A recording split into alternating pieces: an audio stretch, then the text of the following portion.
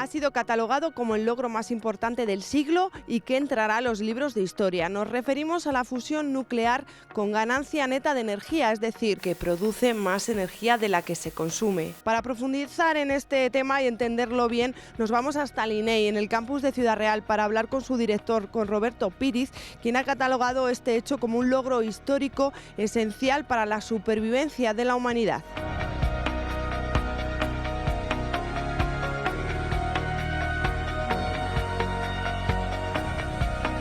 Bueno, Roberto, este descubrimiento es por una fusión nuclear de confinamiento inercial. Esto de confinamiento nos lleva a pensar en otras cosas, pero esto es totalmente distinto.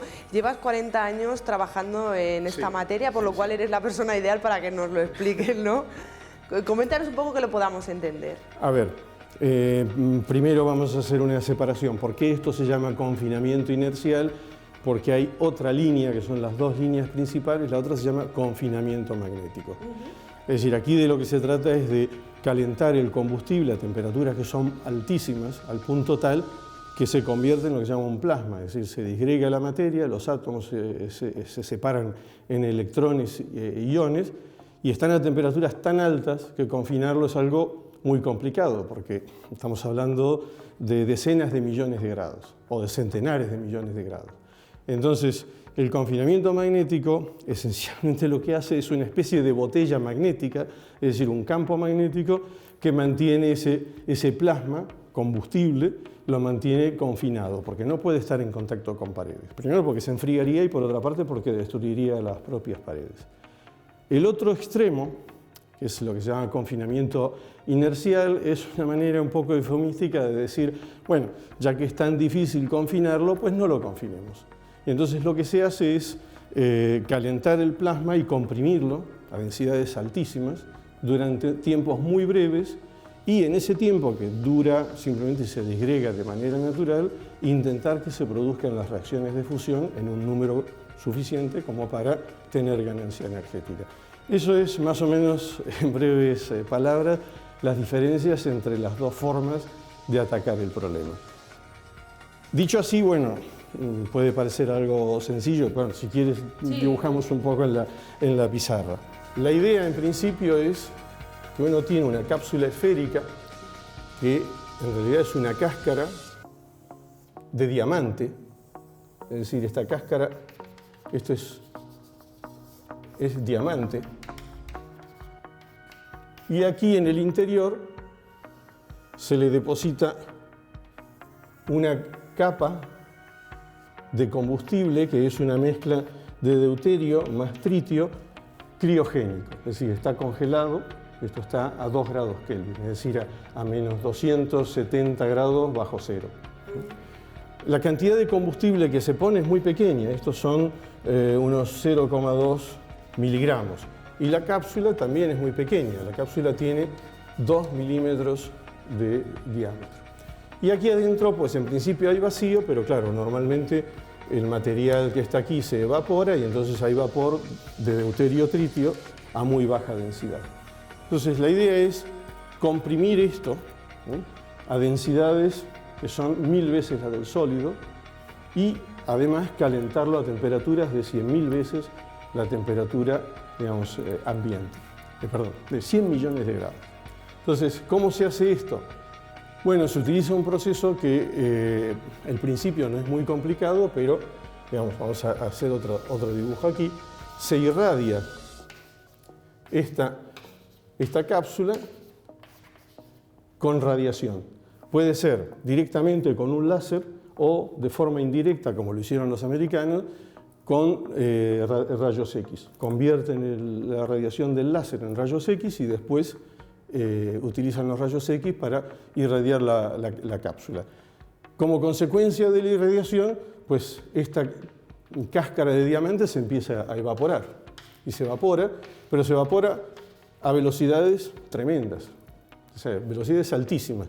Con lo cual esto actúa como una especie de cohete esférico, es decir, la masa eyectada hacia afuera produce una reacción hacia adentro y entonces la cáscara con el combustible implosiona.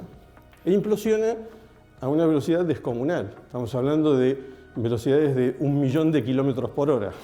O sea, algo que ni siquiera, ¿no?, uno se puede imaginar. O sea, a esas velocidades, cuando esto llega al centro, esa energía cinética acumulada durante la implosión se convierte en energía térmica y te lo calienta entonces a temperaturas de 100 millones de grados. En realidad la cosa no es tan sencilla. No se calienta todo el combustible de forma homogénea, sino que solamente se calienta el 10%. Es decir, al final tienes aquí en el centro, ¿no?, si este es el radio de la bolita, pues tienes aquí en el centro, ¿no?, una zona de baja densidad y alta temperatura. Y aquí hay solamente el 10% del combustible. Entonces ahí es donde se produce el proceso de ignición. Es decir, las partículas, los núcleos de deuterio y de tritio chocan entre sí a energías tan altas que superan la barrera de repulsión eléctrica coulombiana y entran en el rango de acción de las fuerzas nucleares. Es decir, las fuerzas eléctricas son más débiles, pero tienen un alcance muy largo. Así que cuando tú quieres unir las partículas, pues no se dejan. Entonces tienes que empujarlas con mucha fuerza para sobrepasar esa repulsión eléctrica, y entonces cuando están muy cerca entran en el rango de acción de las fuerzas nucleares y las partículas se unen. Entonces cuando consigues eso se produce la ignición. Como resultado, esta parte empieza a reaccionar y se liberan neutrones, que son muy rápidos y se escapan del sistema, son de hecho lo que uno después utilizaría para producir energía, como hace una central nuclear, y partículas alfa, que son núcleos de helio. Esos núcleos de helio no se escapan, sino que lo que hacen es que son atrapados inmediatamente por el combustible frío que está alrededor y lo calientan. Al calentar, esa capa reacciona, produce más partículas alfa que calienta la capa siguiente, y así se va propagando una onda termonuclear que quema todo el combustible. Este proceso es bastante complicado. Ha llevado muchísimos años, a pesar de que conceptualmente es bastante simple, pues ha llevado muchísimos años conseguirlo, por diversas razones. O sea, la física es complicada, hacer esta implosión no es simple.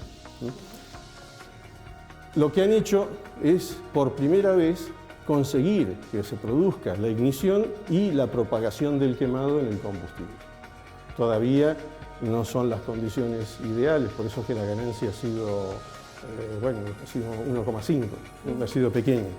Ya están diciendo, que este año van a mejorar un poco el experimento y, esperan obtener una ganancia de 5, que todavía es pequeña. Pero lo que también es importante recalcar, que las curvas de ganancia, si tú tienes aquí la ganancia y aquí la energía del láser que se está usando en este caso, y cuando tienes poca energía, pues la ganancia es pequeña. Pero de pronto hay una especie de umbral, y cuando superas esa energía, pues son prácticamente verticales, y la ganancia puede saltar a centenares, o sea, 100, 200, 300. Entonces ahora se está aquí.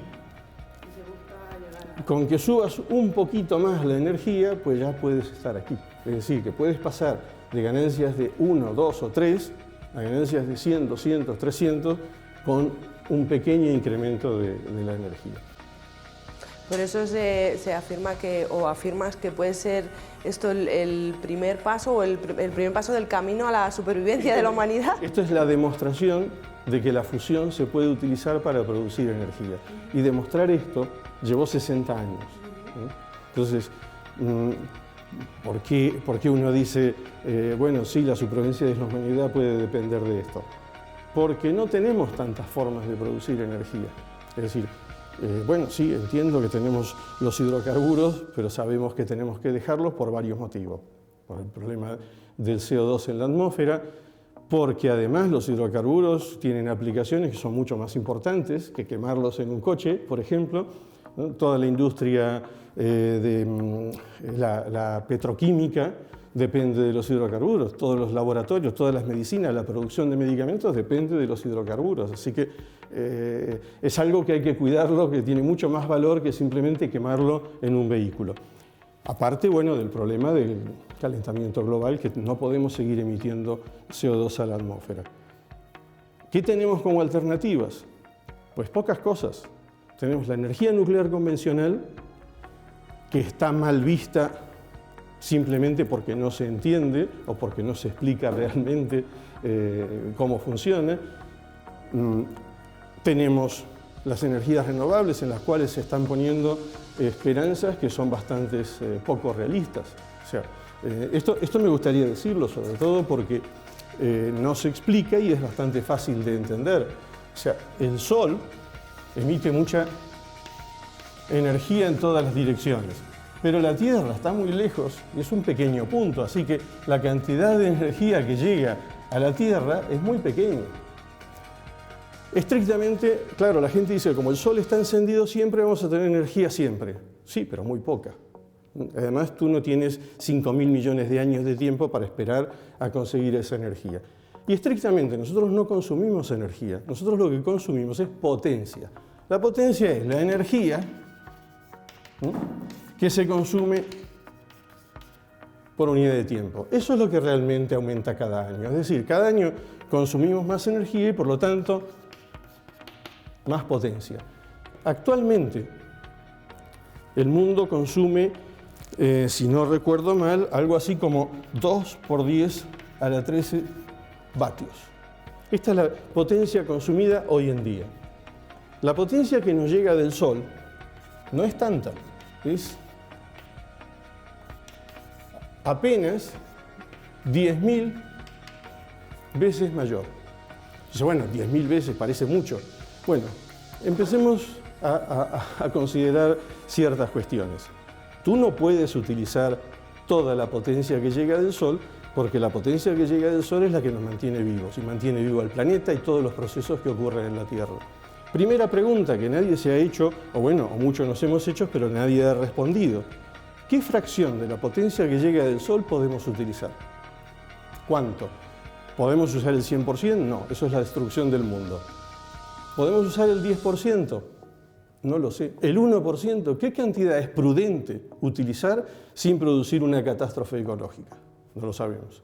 Ni siquiera nadie se ha puesto a plantearse este problema. Bueno, sí, los científicos se lo han puesto a plantear, pero tú has escuchado a alguien que diga, ojo, no podemos consumir toda la energía. No sé, pongamos que prudentemente podamos consumir el 1%. Entonces ya no disponemos de 10.000 veces, apenas disponemos de 100 veces más. Pero cada año, desde los últimos 30 o 40 años, el consumo de energía o de potencia ha ido creciendo a un 2% anual. 2% en la situación del mundo actual, es decir, donde el 80% de la energía lo consume el 20% rico del mundo. Es decir, no es un consumo igualitario. Y así todo aumenta un 2% anual. Es decir, hay un crecimiento exponencial. Si seguimos en la misma situación, donde los ricos seguimos consumiendo el 80% y los pobres el 20%, pues disponemos de un factor 100, al 2% anual, pues a lo mejor tenemos energía para 100 años. Pero si realmente queremos que todo el mundo pueda vivir de la misma forma que nosotros, a lo mejor en lugar de un crecimiento anual del 2%, pues nos tenemos que ir a un 3 o a un 4 o más.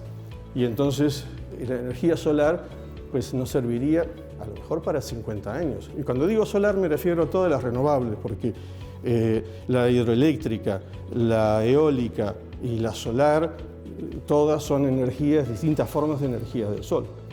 Es decir, que no podemos confiar en que las energías renovables nos van a resolver el problema de la energía para siempre.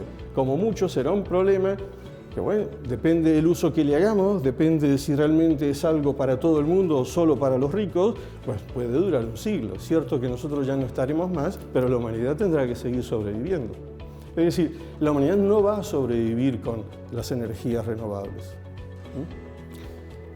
Esto no necesita cálculos complicados más que los que se aprenden en la ESO. No entiendo por qué no se dice. Bueno, hace 150 años tampoco se dijo que los hidrocarburos no los íbamos a poder quemar eternamente. ¿Se sabía o no se sabía? Pues seguramente se sabía. Sin embargo, no hicimos ningún caso porque realmente los hidrocarburos son un combustible muy fácil de utilizar y ha sido muy barato. Pero aquí nadie está diciendo nada. Entonces, esto es un paliativo. Las energías renovables pueden servir durante un cierto tiempo que seguramente abarcará el tiempo en que nosotros estemos vivos, pero a largo plazo la humanidad necesita otra fuente de energía. Tenemos la energía nuclear convencional que bien utilizada también puede ser una solución y seguramente será un puente antes de realmente disponer de la energía de fusión. Porque la energía de fusión, incluso aunque hoy tuvieses un reactor funcionando, hasta que tú consigues que todo el sistema dependa de la energía de fusión o de una nueva forma de energía, pues puede pasar un siglo. No es algo que se implanta inmediatamente. Tú fíjate que las plantas térmicas o incluso las centrales nucleares pues tienen tiempos de construcción que van 5, 10, 15 años, ¿no? Entonces, a largo plazo, o desarrollamos la energía de fusión o difícilmente podamos sobrevivir, o volveremos a la edad de piedra o a la edad media donde quemábamos leña, pero tampoco vamos a sostener una población como la actual. En fin.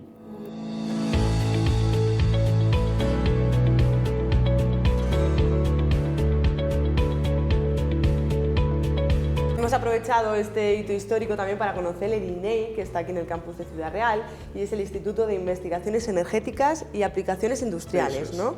Este descubrimiento, este gran logro, ¿os ha influido en las dinámicas de trabajo que tenéis aquí? Bueno, del instituto en general no, pero de nuestro grupo de investigación que se dedica justamente a la investigación en fusión inercial, sí, porque primero ha tenido un impacto a nivel nacional, con lo cual los distintos grupos, que no son muchos en España, nos estamos organizando, nos estamos poniendo de acuerdo para iniciar una acción coordinada, que obviamente el primer paso seguramente tendrá que ser alguna forma de formación de recursos humanos, porque sin gente no se puede hacer absolutamente nada. También ha tenido un impacto, bueno, a nivel mundial, por supuesto, pero a nivel europeo, también se están produciendo organizaciones a nivel nacional e incluso contactos internacionales para ver si se puede implantar un proyecto o un programa de fusión inercial en Europa, que ahora mismo no existe. El único programa de fusión que existe en Europa es de fusión magnética, es decir, la alternativa, que, bueno, digamos, vista la situación actual, está por lo menos 15 años por detrás ahora de esto. Es decir, para que ITER pueda alcanzar un resultado similar a esto, habrá que esperar como mínimo 15 años para que lo puedan intentar. Es decir, que a lo mejor esto indica de que no hay que dejar de lado la fusión inercial porque podría ser una línea tanto o más probable que la de fusión magnética para llegar a un reactor. Y ya para terminar del todo, te preguntaría tu opinión, aunque creo que tampoco depende un poco del ámbito científico-tecnológico, ¿no? Esto va más allá. ¿De qué va a pasar o qué sería lo mejor para la humanidad? A ver, lo que sería mejor es efectivamente intentar adelantar todo lo que se pueda para llegar a lo antes posible al reactor de fusión, porque es la solución definitiva, ¿no? Vamos a poder disponer de combustible abundante, porque cuando digo abundante, para hacernos una idea, es el primer centímetro de agua que hay en todos los mares puede dar combustible para 4 millones de años, para que te hagas una idea, es decir, para siempre probablemente, no sé si duraremos 4 millones de años. Entonces, yo creo que es un imperativo, pero eso no está en manos de los científicos, está en manos de los políticos, de los inversores y de cómo vean ellos las cosas. Entonces, al menos que los científicos empiecen a organizar para intentar impulsar un plan o un programa a nivel nacional o europeo, pues puede ayudar. En Estados Unidos, obviamente, ya lo están haciendo. Es decir, ellos inmediatamente han demostrado que la fusión inercial es posible y de inmediato ya tienen en marcha su programa de fusión para producir energía. Y estoy casi seguro que detrás seguirán los chinos, porque los chinos estaban pendientes de esto desde el año 2012, y pensaban que inmediatamente en América se demostrara la ignición. Ellos, bueno, ya tenían sus máquinas, simplemente lo que harían es la actualización y esas máquinas más grandes para conseguir la ignición. Y el resto, pues no lo sé, pero dependerá de que nos escuchen o no nos escuchen. Pues Roberto, muchas gracias, y por nuestra parte estaremos un poco más atentos y sobre todo a este instituto, el INEI, que hacéis cosas tan interesantes. Gracias, Sofía, muchas gracias.